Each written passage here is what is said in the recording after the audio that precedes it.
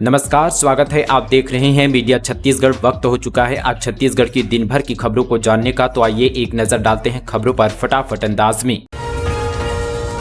नक्सलगढ़ में होगा 1 से 15 नवंबर तक बस्तर ओलंपिक। पूर्व नक्सलियों और माओवाद प्रभावित की अलग से संभाग स्तरीय स्पर्धाएं होंगी। नक्सल हिंसा से प्रभावित बस्तर के युवाओं को विकास की ओर बढ़ने बस्तर ओलंपिक का आयोजन किया जा रहा है।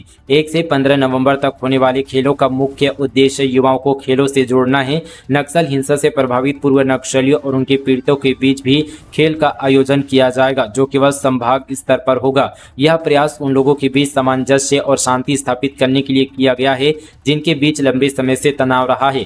मुख्यमंत्री विष्णुदेव साय ने नक्सल प्रभावित क्षेत्र में विकास और स्थिरता लाने की दिशा में यह पहल की है। साय का मानना है कि खेल न केवल शारीरिक विकास के लिए आवश्यक है, बल्कि मानसिक और सामाजिक विकास के लिए भी जरूरी है। गणेश झांकी को लेकर राजधानी पुलिस ने जारी किया रोड मैप। शहर के इन इलाकों में वाहन रहेंगे प्रतिबंध। राजधानी रायपुर में 19 सितंबर को गणेश झांकी का भव्य आयोजन किया जाएगा। इस भव्य कार्यक्रम के दौरान विभिन्न क्षेत्रों से आई गणेश प्रतिमाओं का विसर्जन हर्षोल्लास के साथ महादेव घाट खारून नदी में किया जाएगा। लाखों की संख्या में श्रद्धालु और दर्शक इस आयोजन को देखने के लिए जुटेंगे। गणेश झांकी के लिए रायपुर पुलिस ने रोड मैप जारी किया है। झांकियों के साथ गणेश प्रतिमाओं का कारवां शाम से ही राठौर चौक पर एकत्रित होना शुरू हो जाएगा, जो शहर के प्रमुख मार्गों से होते हुए महादेव घाट पहुंचेगा। समारोह के दौरान राठौर चौक, शारदा चौक, जय स्तंभ चौक, मालवीय रोड, कोतवाली चौक, सदर बाजार और कंकाली तालाब जैसे मुख्य मार्गों से झांकियां गुजरेगी।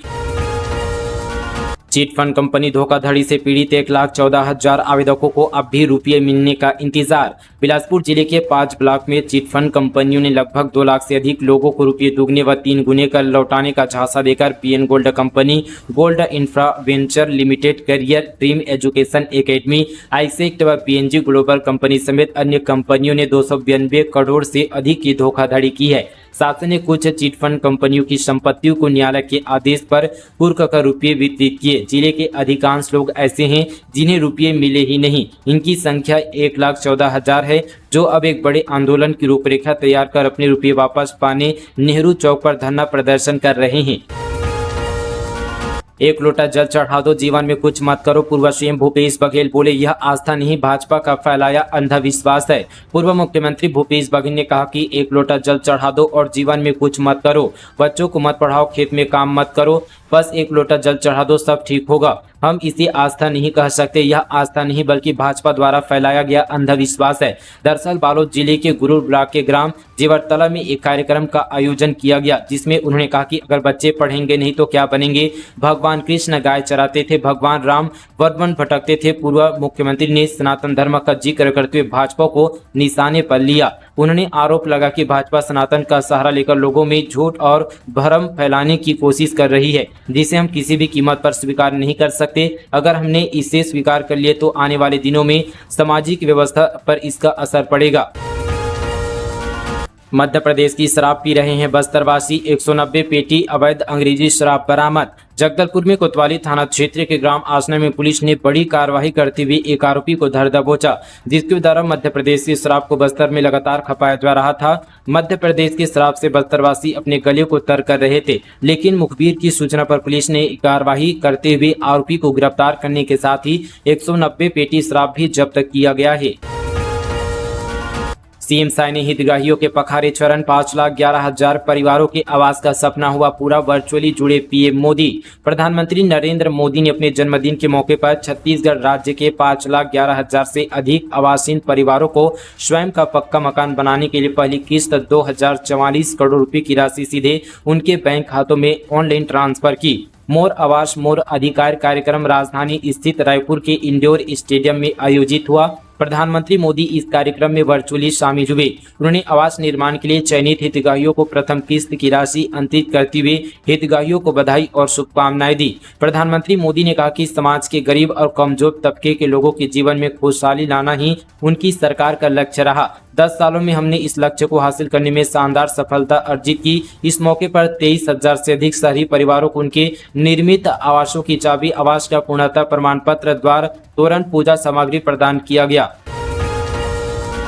बिलासपुर में ईद मिलादुन नबी पर फहराया फिलिस्तीन का झंडा। हिंदू संगठनों ने घेरा थाना, कहा ऐसे लोगों को कोड़े मारने चाहिए।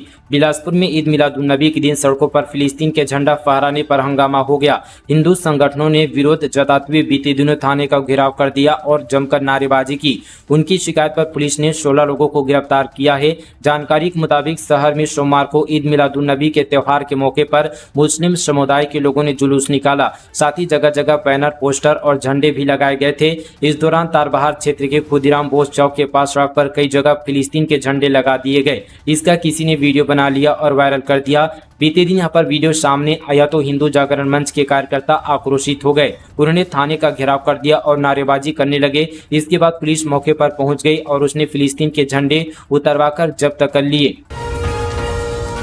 3 दिवसीय हड़ताल अधिकारी कर्मचारी कल्याण संघ का आह्वान, 6 सूत्रीय मांगों को लेकर करेंगे प्रदर्शन। छत्तीसगढ़ के रायपुर में नवनियुक्त अधिकारी कर्मचारी कल्याण संघ ने 3 दिवसीय हड़ताल का आह्वान किया है।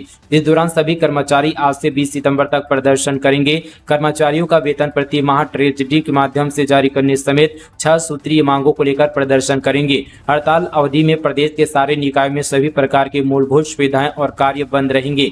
दरअसल नगरीय निकाय के सभी कर्मचारी अपनी 6 सूत्रीय मांगों को लेकर 3 दिवसीय हड़ताल पर रहेंगे। इस दौरान सभी कर्मचारी आज से 20 सितंबर तक प्रदर्शन करेंगे। बूढ़ा तालाब धरना स्थल पर हड़ताल करने के लिए जिला प्रशासन से अनुमति मांगी है। कर्मचारियों का वेतन प्रति माह ट्रेजरी के माध्यम से जारी करने समेत 6 सूत्रीय मांगों को लेकर सरकार के सामने रखेंगे।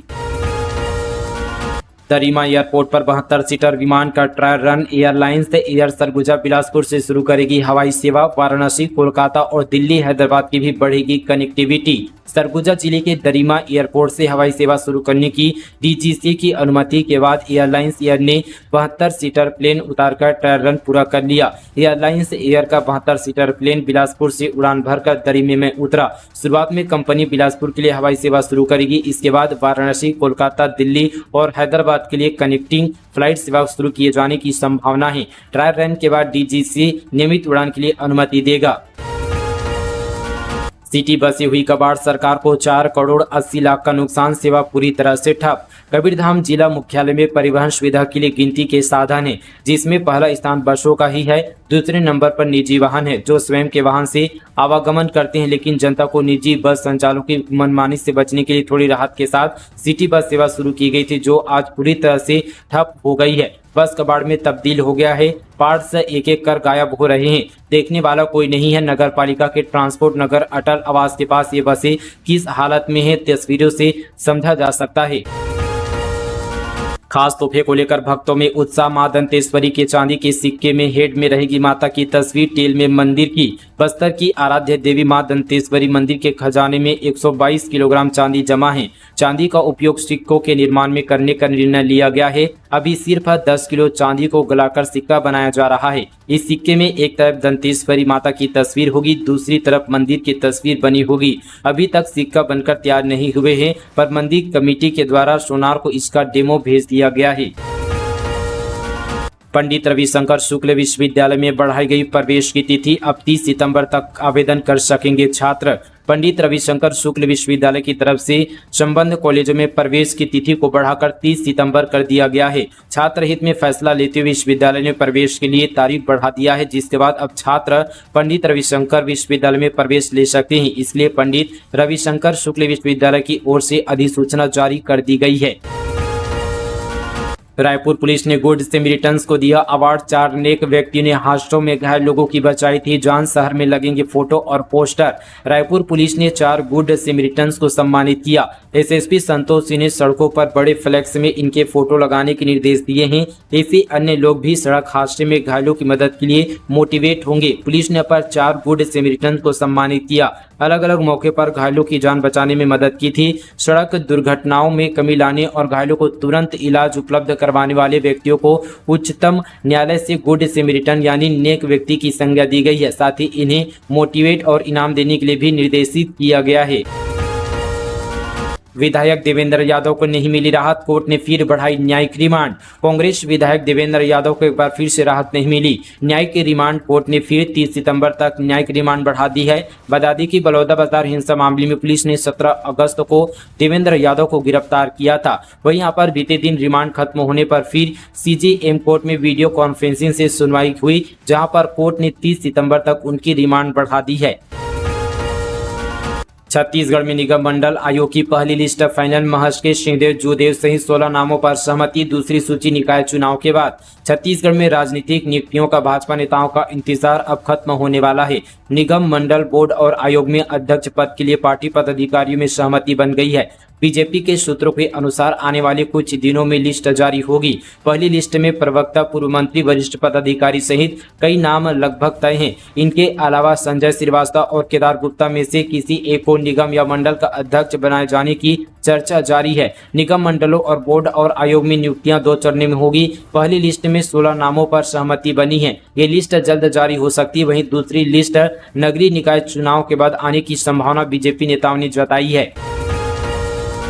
5 लोगों की हत्या के मामले में एक महिला समेत 17 लोग गिरफ्तार। जादू टोना के शक में किया गया था मर्डर। सुकमा जिला के इतकल गांव में हुई सामूहिक हत्याकांड के बाद पुलिस ने एक महिला समेत 17 लोगों को गिरफ्तार किया है। साथ ही हत्या में इस्तेमाल लाठी डंडे को भी बरामद किया गया है। इसके बाद सभी आरोपियों को कोर्ट में पेश किया गया। यह मामला कोंटा थाना क्षेत्र का है।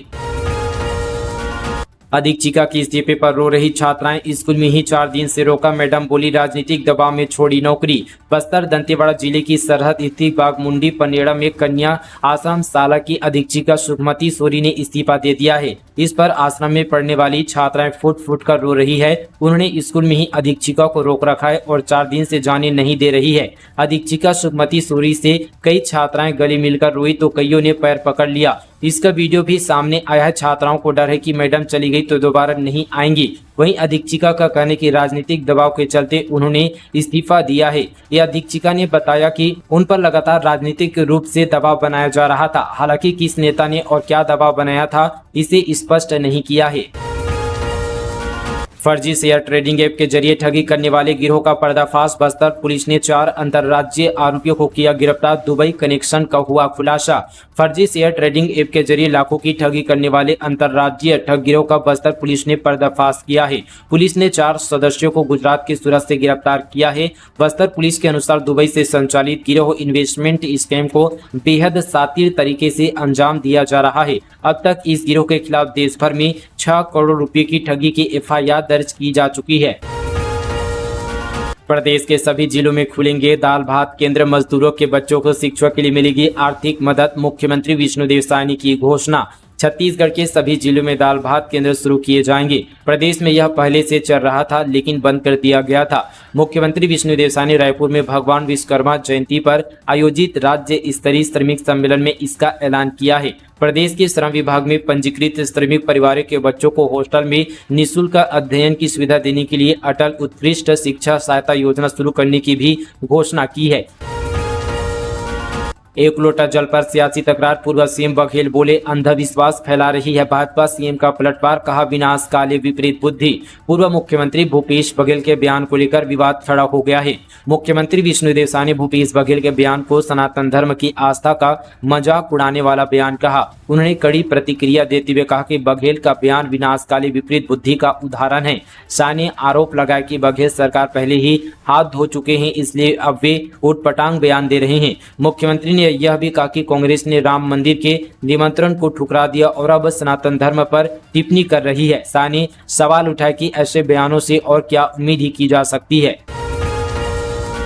एसआई भर्ती परीक्षा का परिणाम जल्द होगा जारी। पूर्व की सरकार देरी के लिए जिम्मेदार। एसआई भर्ती परीक्षा परिणामों को लेकर अभ्यर्थी लगातार प्रदर्शन कर रहे हैं। गृह मंत्री विजय शर्मा ने कहा कि आने वाले 20 से 25 दिनों के भीतर एसआई भर्ती परीक्षा का परिणाम घोषित कर दिया जाएगा।